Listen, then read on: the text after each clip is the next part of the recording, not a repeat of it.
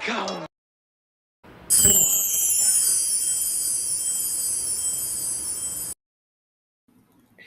Hey guys, welcome to the Omniverse of Nick and the opening to What If Whiplash Survived, the next MCU story. Before we get started, be sure to check out the Omniverse's homepage where our channel mascot Omni will direct you to the Discord, both Google Docs, and everything else the Omniverse has to offer, along with smashing the like button, subscribing to the Omniverse of Nick, sharing the Omniverse around and turning on all Omniversal notifications, and commenting future requests and expectations in the comments section. With all that said, let's begin. So, this is the next MCU story will be 3 parts. What if Whiplash, Anton Vanko, turned good? Now, Anton Vanko was introduced to us in Iron Man 2 as Whiplash, taking revenge on Tony Stark, Iron Man, for the death of his family, and began to fight him at a race and was actually pretty formidable for his lack of everything. But even with a weak suit, Tony was able to stop him. But Anton would return in a giant whiplash suit along with millions of drones against War Machine and Tony Stark, Iron Man, and would prove to be quite the epic enemy. But eventually he was defeated, and that was it. But what if it was different? What if Anton Vanko, Whiplash, actually turned good and we got a story with him? That's what we answer today. Let's get started. So we open up, story going exactly the same. Anton Vanko wants revenge, fights Tony at the race, and that all goes the same. And then he prepares his plan with the drones, his giant whiplash suit, etc., etc. And then War Machine and Tony put aside their differences or Rhodey, whatever you want to call him, fight the bunches of millions of drones, and in the end, fight Whiplash in the giant Whiplash suit. And then Iron Man and Rhodey, War Machine, stand victorious. But this time is different. They stared at Anton Vanko in the Whiplash suit. But this time when War Machine's about to go for the kill and they're about to finish the job, this is where the deviation sets in. They stare at him, and from what they see, hear, and feel, Anton is different from how they saw him. They see him as someone who's suffering, someone who really is lost in a way, and someone who even expresses, shows, and says he never wanted to be like this. It was only because, yes, it was Tony's weapons. It was personal. It was loss. It hurt. And Rhodey, he doesn't believe a word of anything that he's seeing, hearing, or feeling. So, regardless, War Machine's about to go for the kill. But Tony tells him to stop because he does understand. And he says he didn't care about his dad a wink. Never paid him any mind. But his mom, he cared deeply for her. More than anybody could ever understand. And now his dad, he's come to really freaking respect him. Like, above and beyond. As a different person. And he tells Rhodey somehow he must understand that. And they are not going to kill Anton. Instead, they're going to put him in custody and he's going to put a word in to change Anton and personally turn him into a force of good. Because it's what his parents, or at least his mom, would want. But Rhodey, War Machine, just flies off with the suit and says, "One day, I know it's not going to be by my hand because I still have great respect for you, Tony. You know both of us this whole time going back and forth. But eventually, this will come back to bite us." And he just flies off.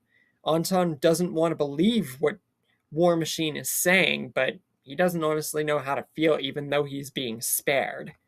But Tony says not to worry about him, but he will have to go into custody. And Anton, unfortunately, has to agree.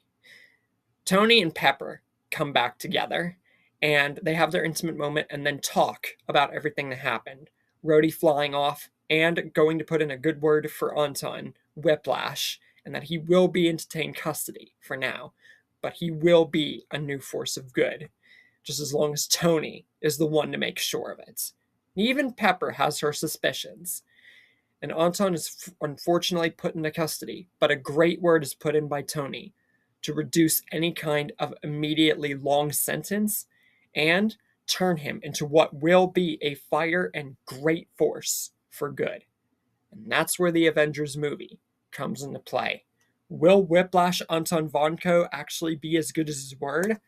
Or is this all a trap and a trick for what is truly about to happen? Now get out! What? Get out! Everybody get out! Welcome!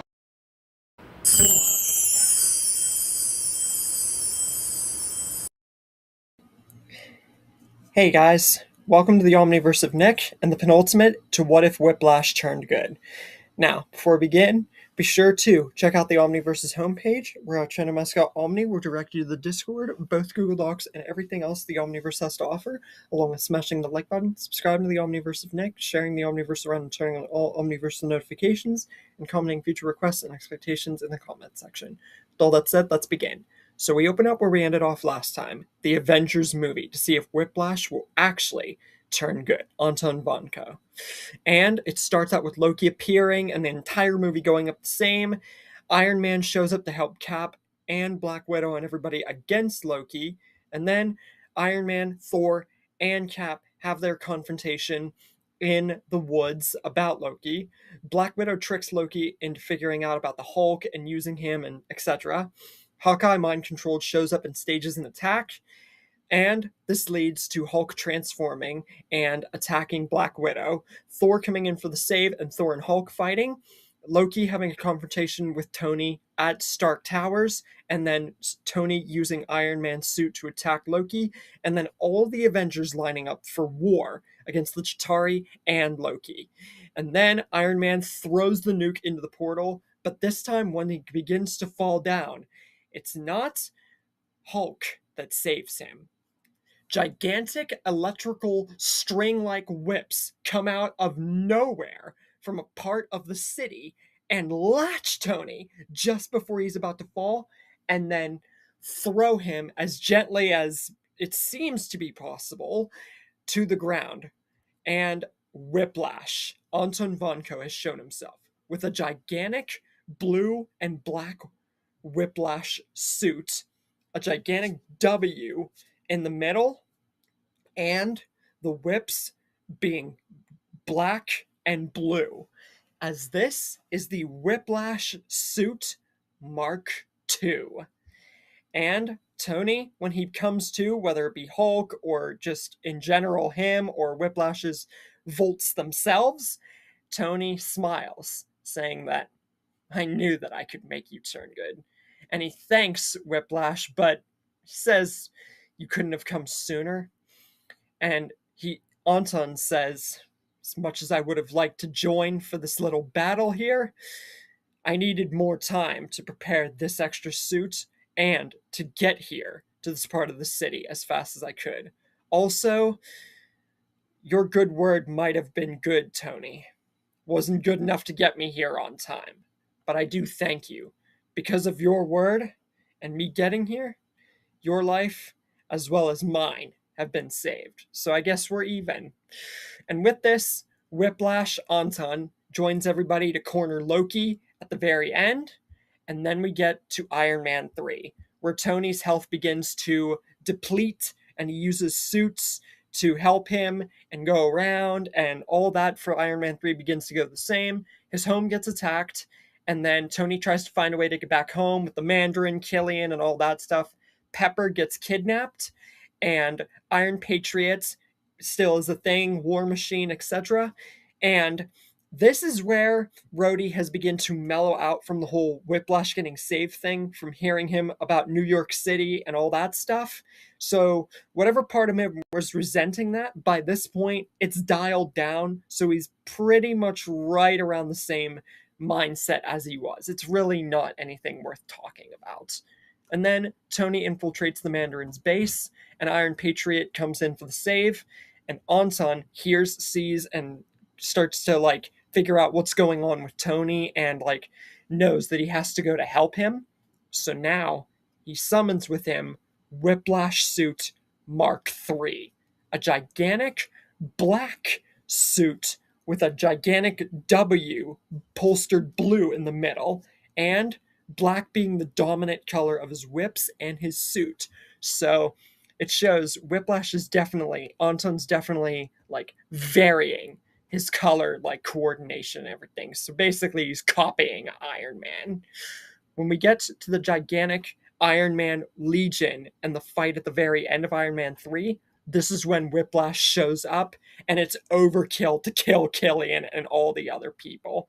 So yeah, you thought that it was awesome that they were no match by the time that all this happened in Iron Man 3. With Whiplash, it would almost be overkill. It is overkill. And by the end, even Pepper and Rhodey have to admit that Whiplash, Anton Vanko, has completely gotten the trust that is needed for him to become a full-fledged good guy. And even Anton has to bring this up and said, "You wanted me to appear for a battle, Tony. Here I am. Once again saving you." And I think that even you have to admit that Whiplash is truly a team player. And Tony says, "Well, I am always right."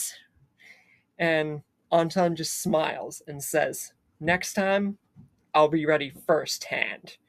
And that time will come sooner than he even thinks, because Avengers Age of Ultron and the finale for this three-part tale is coming up. Will this overkill and very good streak with Whiplash prove to be the greatest thing for the finale? Or is this just all too good to be true as we gear up to what possibly is a very bad ending? Now get out! What? Get out!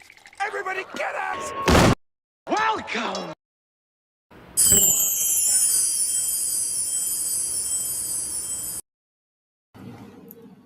Hey guys, welcome to the Omniverse of Nick, and the final part to What If Whiplash Turned Good. Before we get started, be sure to check out the Omniverse's homepage, where our channel mascot Omni will direct you to the Discord, both Google Docs, and everything else the Omniverse has to offer, along with smashing the like button, subscribing to the Omniverse of Nick, sharing the Omniverse around and turning on all Omniverse notifications, and commenting future requests and expectations in the comments section. With all that said, let's begin. We open up where we ended off last time. Avengers Age of Ultron is coming up.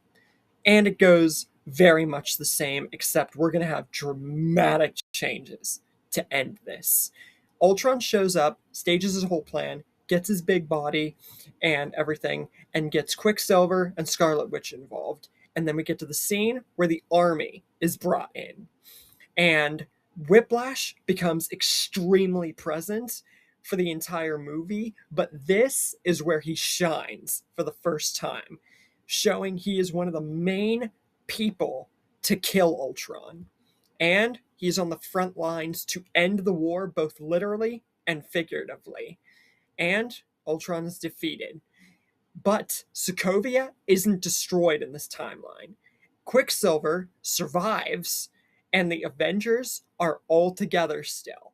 Hulk is not going to go into space, and by the end of this video, you'll see how I explain everything and how this doesn't really affect too much in the long run. You'll see.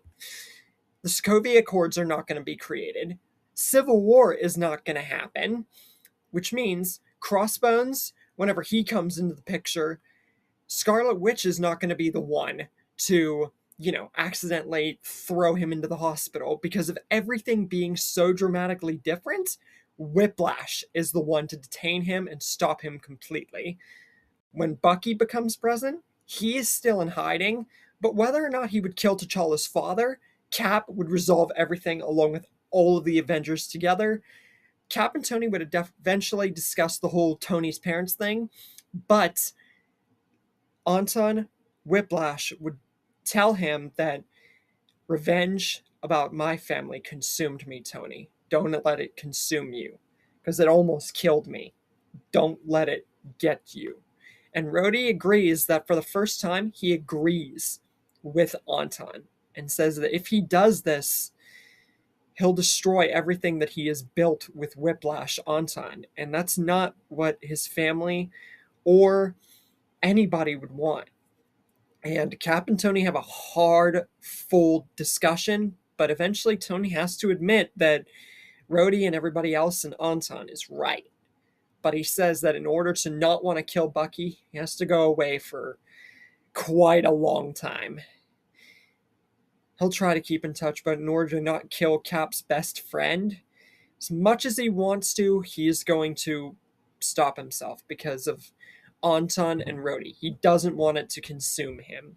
So for now, he can't be around them. So he goes away. But when Infinity War shows up, and everybody, I'm talking a full-decked roster, goes to Wakanda, Tony is present there. And I am talking full-decked. Cap is there with his shield. Hulk is there as Hulk, not as Bruce Banner or anything. Whiplash is there with the Whiplash suit Mark IV, yellow and blue, kind of like Iron Man, and with blue and black whips. Spider-Man is there because he would have been a great way for Tony to get over, like, him and Tony would have talked throughout the time that Civil War should have happened and Infinity War was starting to happen. And so he has a great motivation for not wanting to kill Bucky for Tony, and of course they would have met, regardless of if they fought the other team or not. Bucky is there with his metal arm, so he doesn't need a replacement. Doctor Strange is there with the Time Stone, so whenever Thanos' top men and the Chitauri are there, they are absolutely no match at all. Thanos shows up, but with only 2 stones, if that, to his name, he is no match for them at all. Barely.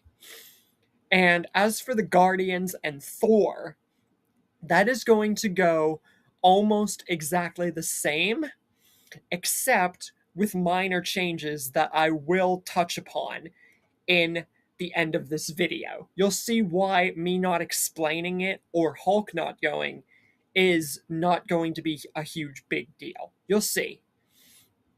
And Spider-Man, Doctor Strange, Iron Man, Whiplash, Quicksilver, Scarlet Witch, and Vision all together remove the Infinity Gauntlet, and then Thor shows up with Stormbreaker and delivers the finishing killing blow to Thanos. And the Avengers Endgame is not going to happen, and the multiverse is never going to be brought into the fold. All because Anton Vanko Whiplash survived, which caused Quicksilver, Iron Man, Steve Rogers, Black Widow, and Vision to survive. All this revolves around Anton Vanko Whiplash surviving. And at the end, we see Doctor Strange with the Time Stone patrolling and visioning the multiverse and seeing that not only is there more than one universe he overlooked that could help them win, but there's a lot more to the multiverse, especially a universe or multiverse that doesn't even bring one into existence that he never even knew about, and that no one probably will ever, should ever figure out. And maybe sometimes that's for the better. So, this ends the story of what if Whiplash, aka Ivan Vanko, survived. Or turned good. There wasn't really much to do with him turning evil and, surviving and still being evil. So turning him good was honestly the best outcome, so to speak. So it almost should have been called What If Whiplash Turned Good. So you guys might be asking, how in the world did it get from such a slow start to an overwhelming ending with the multiverse never being created and it being kind of overkill for the end and for Thanos? Well, it all has to do with Whiplash being connected to Iron Man in a sort of way. Think about it. The only reason that he made the suit of armor and made the tech of his whips and everything is because of tech from Tony. So, this just goes to show with him, Iron Man, and War Machine, that just perked up our group permanently. And it didn't take until Ultron to really show how freaking OP Whiplash really is. And because of Sokovia never being, lifted up and massively destroyed, that means the Sokovia Accords would never be created. And because of Whiplash's help, Quicksilver would survive. And if Quicksilver survives and the Sokovia Accords are never created, this means not only is literally every single person's character better, that means that Civil War doesn't happen. And if Civil War doesn't happen, the only big problem in that area is getting Crossbones contained, which you have Scarlet Witch and Whiplash. So that means there's no hospital explosion. And if there's no hospital explosion, that means that the group is even more good in that regard. And yeah, there would be the whole Hulk thing, turning possibly and going along with the whole fighting the Hulkbuster and everything like that. But with so small of things to really put on the Avengers, it was the Sokovia Accords and massive destruction that really brought upon the whole thing. We can't just pin on to Civil War because of Hulk and the Hulkbuster. That is not why Civil War happened. The entire reason Civil War happened is because of the Sokovia Accords and because of the whole deal with Sokovia and just the hospital explosion. And since all that didn't happen, as I stated, the Avengers will have no reason to split or turn over their powers or even fight each other and go on this tirade. And if they don't go on this tirade, the only problem is Bucky. And if Bucky is contained, which you have much more characters to contain him, then you got the problem of Tony having to be brought onto the realization that Bucky killed his parents. But since you have Ivan, who wanted revenge on Tony for his family, he would be there to contain and morally talk to Tony. And since he's there, you also have Rhodes and literally everybody involved. And that would make Tony a much more better person. Yeah, he'd still be mad at Bucky for a long, long time, but he would have no intent to kill him, even though maybe part of him would still want to. And if all of this doesn't happen, Hulk doesn't get on the Quinjet, which means he doesn't go to Planet Hulk. And if he doesn't go to Planet Hulk, you might be like, well, if he doesn't go to Planet Hulk, what happens to Thor and everything? Because the entire reason that Thor, got to where he was and everything, would he even get off of Planet Sakaar? As a matter of fact, yes. And it would actually be sort of easier, in my opinion. Now let's look at this, since I didn't actually dive into this too much. Let's say he is stuck on Planet Sakaar, the normal story. Everything goes the same, right? Since I didn't touch upon Thor's character, right? Let's touch upon it here. When we get to Thor Ragnarok, the entire thing plays out the same until Planet Sakaar. But when Thor has to fight the hero, there's really no one there. There's literally nobody. And if he was forced to fight Loki, then it would be I really highly doubt that he would need or be put in the position to fight against Loki. So all that there would have to be put into place is Thor finding the ship, like he did, and with no Hulk to ram the signal, if anything, he would probably escape sooner, in my opinion.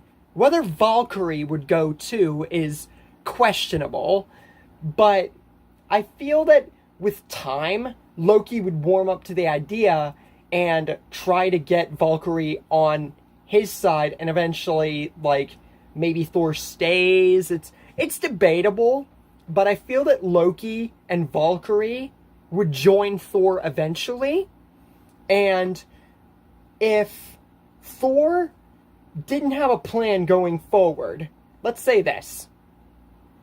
If he goes by himself to the entire deal with Hela, and he goes and fights and escapes sooner, then honestly it pretty much goes the same, except for the fact that Hulk's not there. Now, the only thing that Hulk did in the grand scheme of things was fight against the big animal thing that Hela created.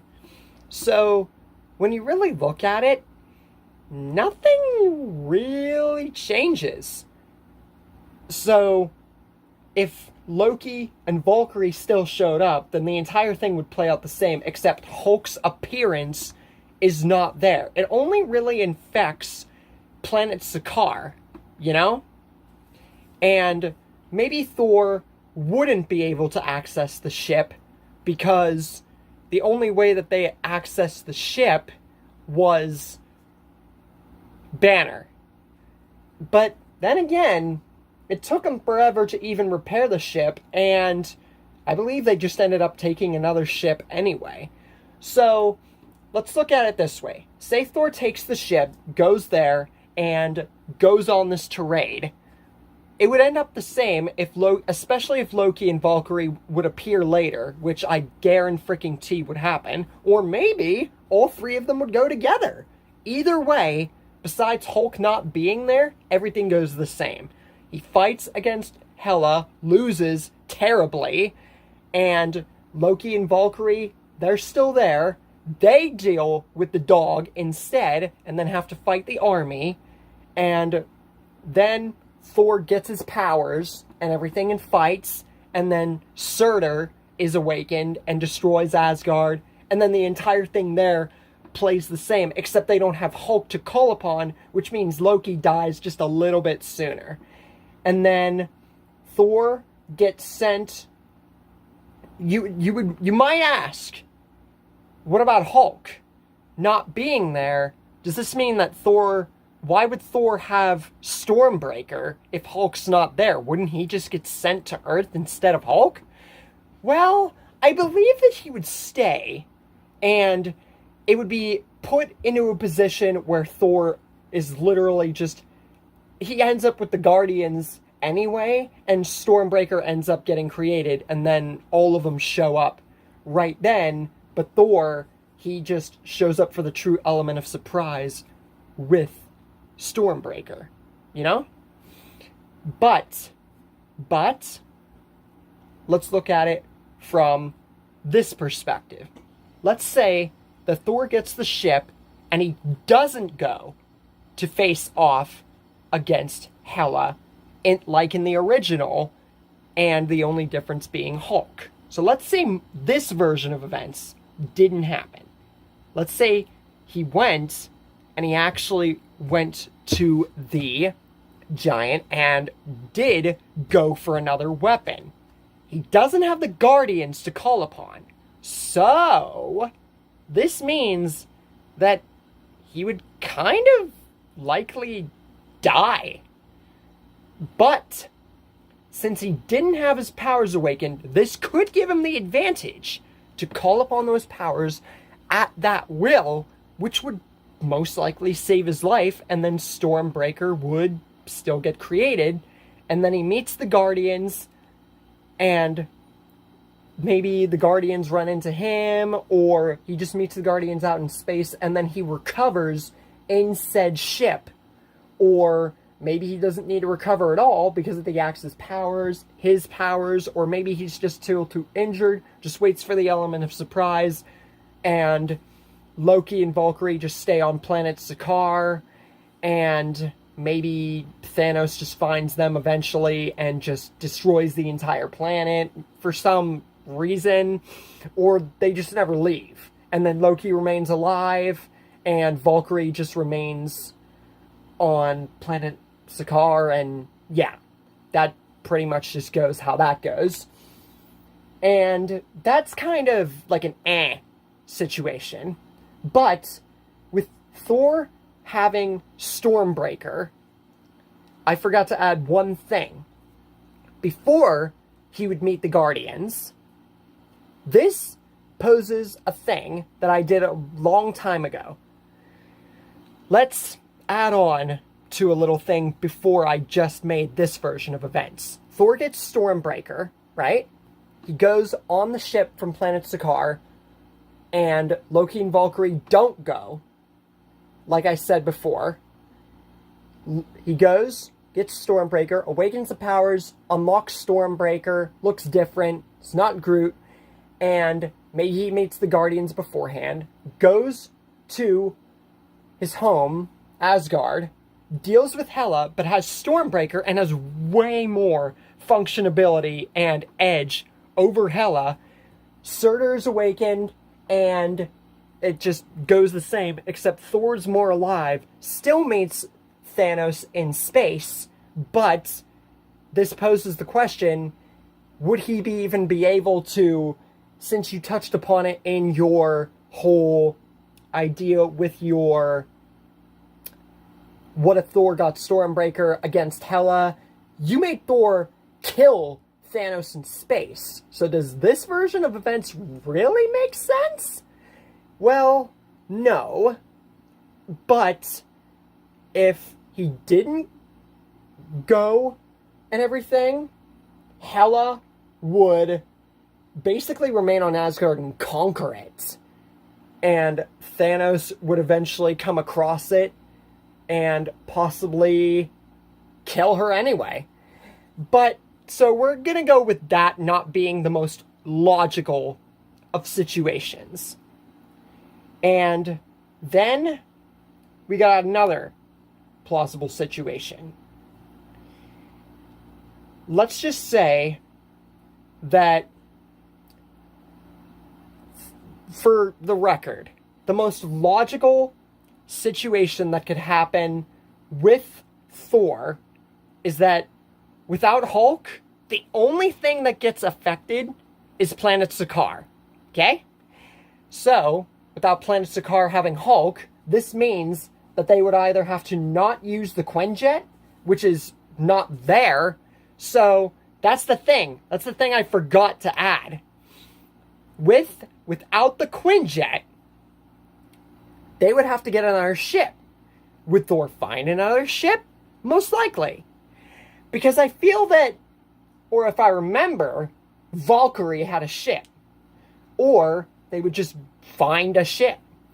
So, you're probably like, Nick, didn't you pay attention to this moment of the MCU at all before you made this what if? Especially this part about Thor, I feel like you just rushed through the essentials and just wanted to get to the fact that Whiplash literally overpowers our team and just wanted to get the what if done. That's true to a point. But overall, I think that the part with Thor is just needlessly pointless to think about, because I feel that it would just be the same thing overall. Thor, Valkyrie, and Loki would just find another ship or just use Valkyries to get off the planet. Thor and Loki would convince Valkyrie, they would go, except Hulk wouldn't be there. Banner, whatever the frick. Because he would obviously be on Earth. Because, events. And then they would deal with Hela, Surtur would be awakened, they'd meet Thanos, Loki dies, Thor remains, meets Guardians, gets Stormbreaker, recovers, all of them go to Earth, Thor waits for the element, gets Thanos whenever the gauntlet's taken off, everybody wins. So honestly, I feel that that's the most logical way of going about things, because the only thing that Hulk or Banner affected on planet Sakaar was being the champion, and having just the Quinjet, because it was basically destroyed anyway, So I don't even think that that was a factor that we really needed to put into this story at all. So honestly, it's debatable which event of belief, like, which beliefs of events that I just said that you guys want to believe or put in for how Thor's story up in space goes. Because the Quinjet's not there, so honestly, I feel like I kind of rambled with that part. But I did say another ship, because I didn't take into account the fact that the Quinjet wouldn't be in space, and the fact that Valkyrie's ship is also a thing. So, yeah. It's honestly just up to how you guys would really think about doing that, because honestly, it doesn't really matter when you really think about it.